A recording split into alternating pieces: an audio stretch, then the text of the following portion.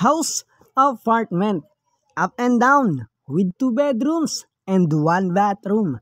Ang location sa Bacoor City, Cavite.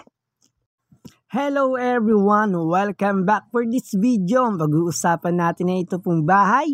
Ito pong bahay na up and down na nasa likod ko. Pwede po dyan magtindahan. Wala man po yung garage. Pero kung meron kayong sasakyan, pwede namang mag-parking.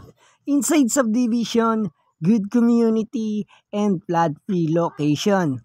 So yun nga guys, na-inquire na natin, alam na natin yung importante yung detalye. Kaya eto, sinicheck na natin yung location ng bahay. So yun nga pala guys, may malapit dito school, elementary, high school, and college.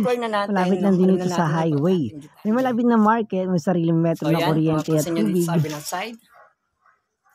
Ayan, lalapit tayo dito sa bahay. So, maganda to kasi yung tubig dito, may nilad water, hindi nawawala ng tubig. So, ayan po. Ulit-alis na rin to at bago. Bago pa.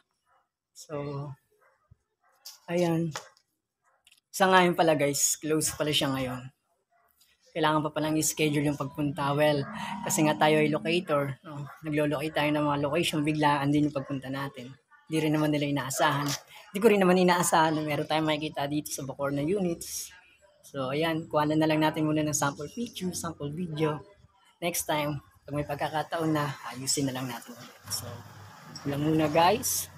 Ayun lang muna guys, at maraming salamat sa inyo lahat. Thank you po.